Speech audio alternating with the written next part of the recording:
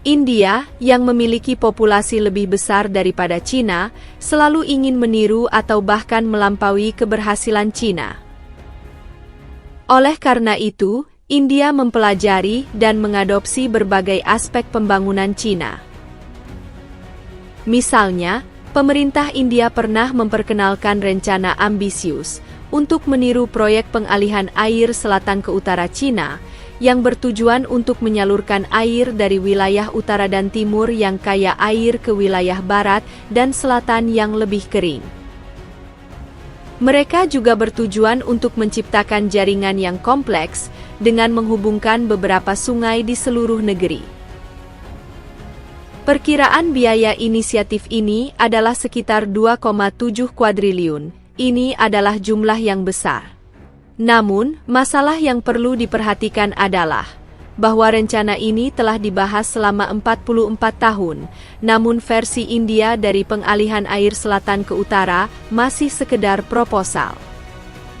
Hanya satu jalur cabang yang telah selesai dibangun dan belum dioperasikan, tanpa ada tanda-tanda dimulainya proyek utama. Hal ini menimbulkan pertanyaan tentang efektivitas pengalihan air selatan ke utara Cina, yang telah lama diupayakan India untuk ditiru. Apa saja faktor utama yang menghambat kemajuan India dalam rencana ini selama bertahun-tahun?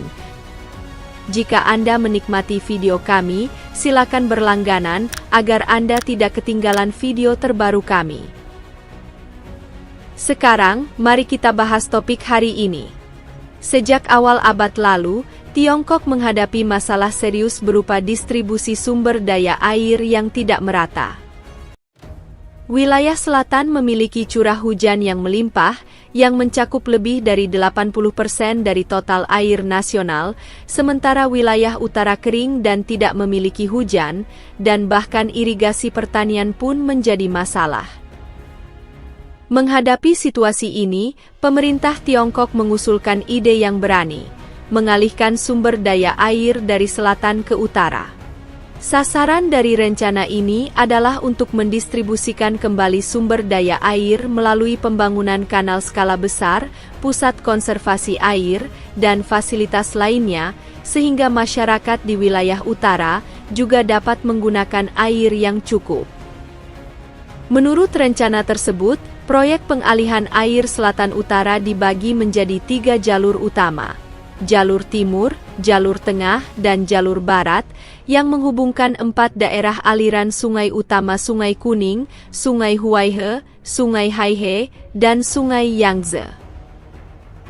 Ini akan membentuk jaringan sumber daya air nasional, 4 horizontal dan 3 vertikal, alokasi utara-selatan, bantuan timbal balik timur-barat.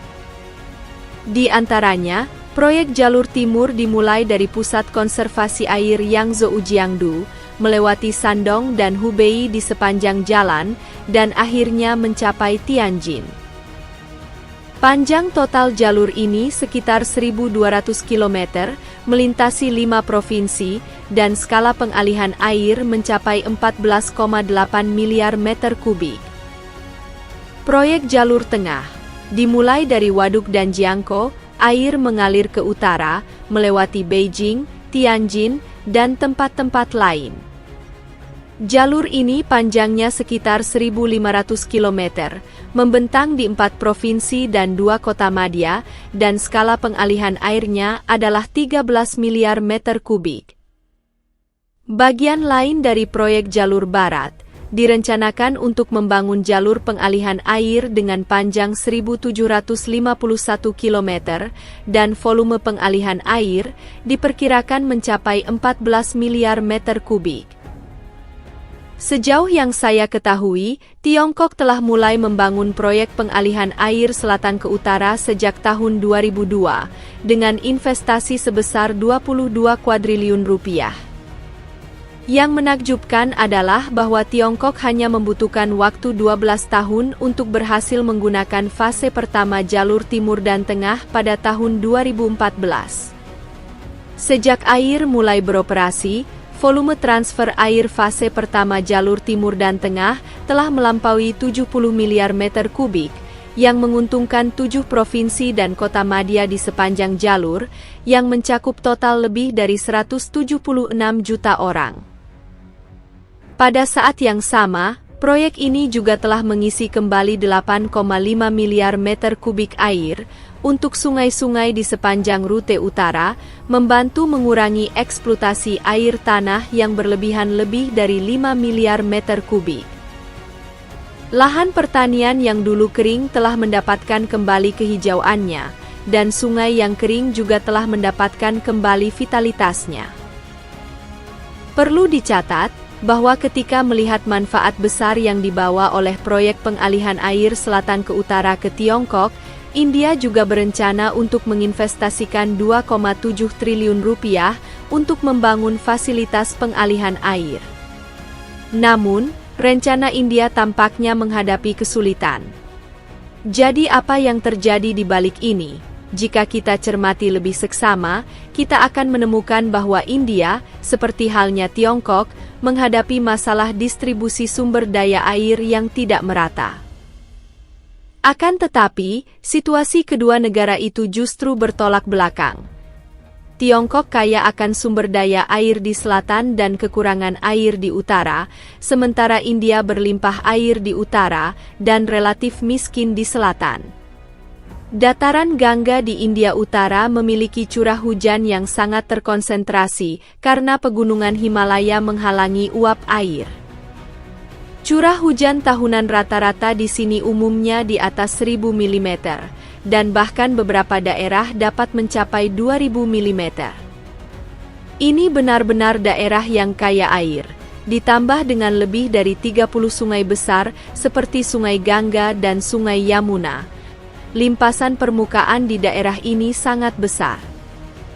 Di antara mereka, aliran tahunan Sungai Gangga setinggi 507 miliar meter kubik, dan Sungai Yamuna juga memiliki 550 miliar meter kubik.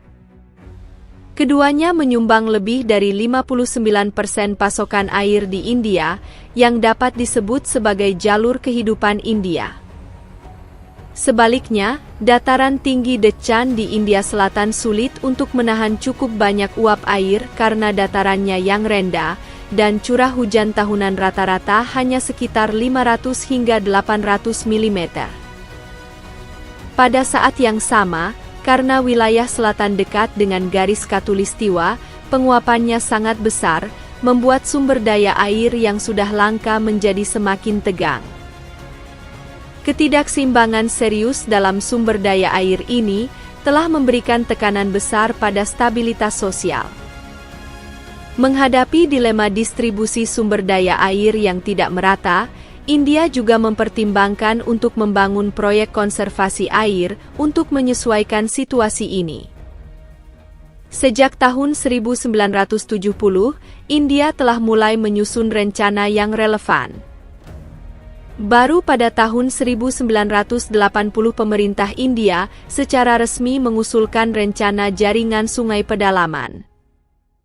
Rencana ini membayangkan menghubungkan sungai-sungai utama di negara itu dengan membangun 13.000 km saluran pengalihan air, ratusan waduk, dan 30 bendungan untuk membentuk jaringan proyek konservasi air yang menyeluruh.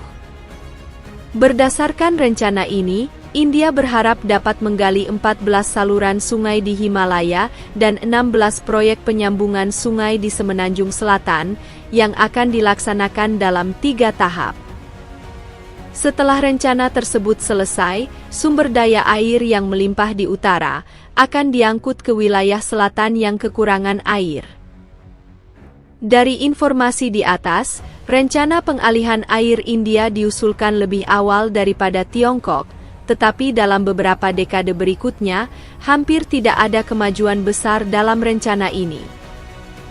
Jadi, apa alasan mengapa India tidak dapat melaksanakan rencana pengalihan air yang besar ini? Setelah diselidiki, kami menemukan bahwa alasan dibalik kesulitan dalam memajukan rencana interkoneksi sungai pedalaman India sangat rumit. Yang pertama adalah masalah biaya. Pada tahun 2001, India mengalami kekeringan parah, dan krisis tersebut memaksa pemerintah India untuk memasukkan kembali rencana interkoneksi Sungai Pedalaman ke dalam agenda. Namun, menurut perkiraan saat itu, biaya proyek tersebut mencapai 1,7 kuadriliun rupiah tahun itu, sedangkan pendapatan fiskal India kurang dari 796 kuadriliun rupiah, dan PDB tahunannya hanya 7,8 kuadriliun rupiah. Pengeluaran yang sangat besar ini jelas di luar kemampuan India untuk menanggungnya. Pada tahun 2022, dengan pertumbuhan PDB India, masalah dana konstruksi untuk rencana ini dibahas lagi. Namun, karena berlalunya waktu dan berbagai faktor yang tidak dapat dikendalikan, biaya rencana tersebut telah meningkat tajam. Menurut perkiraan resmi India, rencana interkoneksi Sungai Pedalaman sekarang membutuhkan sekitar 2,7 kuadriliun rupiah. Jumlah ini setara dengan 44% dari PDB India pada tahun 2022. Total biaya yang begitu tinggi masih menjadi beban yang tak tertahankan bagi India. Selain biaya, masalah inti lainnya adalah distribusi manfaat. Kita semua tahu bahwa alokasi sumber daya air tidak pernah hanya menjadi masalah teknis atau rekayasa, tetapi juga terlibat dalam permainan kepentingan. Tidak peduli negara mana, para pemangku kepentingan akan mengutamakan kebutuhan mereka sendiri, dan hanya sedikit yang bersedia menyerahkan sumber daya secara cuma-cuma. Meskipun India Utara kaya akan sumber daya air, populasi di wilayah utara juga mencakup lebih dari 50% dari total populasi negara tersebut, sehingga permintaan akan air secara alami sangat besar. Sebagai negara federal, kepentingan negara-negara bagian India berbeda, dan negara-negara bagian di wilayah utara sangat sensitif terhadap pengendalian sumber daya air. Mereka khawatir bahwa begitu air diangkut ke selatan, itu akan membatasi pembangunan mereka sendiri. Oleh karena itu, pemerintah Uttar Pradesh selalu waspada, dan bahkan menolak rencana pengalihan air, yang tidak diragukan lagi semakin memperburuk kesulitan rencana tersebut. Karena berbagai negara bagian di India memiliki kekuatan besar dan dapat melanggar perintah federal, ini juga menjadi masalah bagi rencana interkoneksi Sungai Pedalaman. Selain itu, banyak sungai di Asia Selatan tidak hanya mengalir melalui India, tetapi juga melintasi perbatasan beberapa negara. Hulu sungai berada di India, sementara karena daerah hilirnya adalah milik negara lain, maka rencana interkoneksi Sungai Pedalaman menghadapi perlawanan diplomatik yang serius. Di antara mereka, penentangan Bangladesh sangat keras. Misalnya, pada tahun 2009, India berencana membangun bendungan di hulu Sungai Bergla, yang merupakan bagian penting dari rencana interkoneksi Sungai Pedalaman. Akan tetapi, daerah hilir Sungai Bergla mengalir melalui Bangladesh. Jika bendungan itu dibangun, India pasti akan menghentikan sebagian besar aliran airnya, dan Bangladesh sendiri juga merupakan negara dengan sumber daya air yang terbatas. Menghadapi situasi ini, Bangladesh menyatakan penentangan yang kuat, karena yakin bahwa hal ini akan sangat mengancam penggunaan air pertanian dan lingkungan ekologisnya. Masalah ini bahkan menjadi sumbu pertikaian politik dalam negeri di Bangladesh, dan partai oposisi mengambil kesempatan untuk mengkritik partai yang berkuasa karena terlalu lemah terhadap India. Yang lebih rumit adalah hubungan ekonomi antara India dan Bangladesh juga rapuh. Banyak perusahaan India menganggap Bangladesh sebagai pasar ekspor yang penting. Tidaklah efektif dari segi biaya bagi India untuk merusak hubungan bilateral sepenuhnya karena sebuah bendungan. Untuk menghindari konflik diplomatik yang lebih besar, rencana tersebut akhirnya ditangguhkan.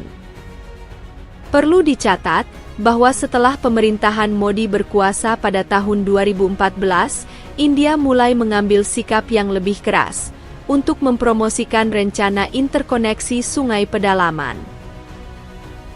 Pada tahun 2019, dengan selesainya bendungan terakhir, tahap pertama proyek tersebut akhirnya selesai.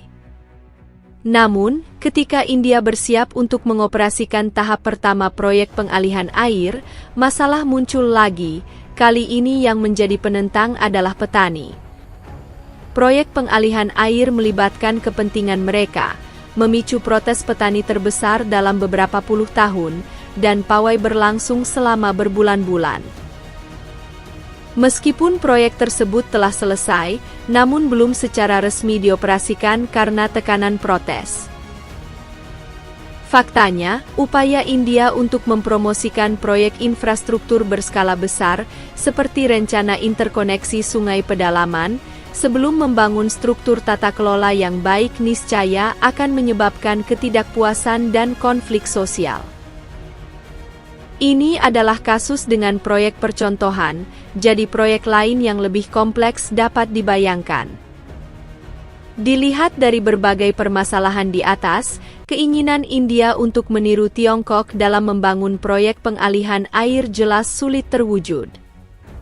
Baik dari segi biaya, distribusi manfaat, hubungan diplomatik, maupun kemampuan koordinasi masyarakat internal, realisasi rencana ini tampaknya sulit dicapai. Jadi, menurut Anda, apakah India memiliki kemungkinan untuk mewujudkan rencana pengalihan air ini di masa mendatang? Agar tidak ketinggalan berita terkini di masa mendatang, pastikan Anda berlangganan channel kami dan mengaktifkan notifikasi.